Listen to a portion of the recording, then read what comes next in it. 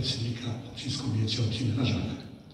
Svi mi, i ja, i načelnik, izabrali smo voljom građana koji su izašli na izbore i dali veliku podršku i vama i svim ostalima koji su ušli u vijeće kao članovi općinskog vijeća. Time su nam dali povjerenje da u njihovo ime u ove sljedeće 4 godine upravljamo općinom Ražanac.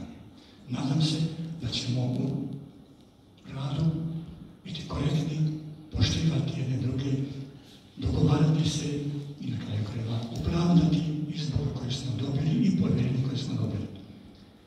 To će nam biti bitni i za vas koji ćete nakon 4 godine učestvovati u nekim drugim izborima i osigurati možda mandat u sljedećem periodu. Još jedan put ja vam se zahvaljujem na izboru, želim i nadam se korektnoj, iskrenoj i vrlo plodnoj suradnji, jer pred nama su veliki poslovi, nekoliko velikih projekata je otvoreno i to trebamo završiti.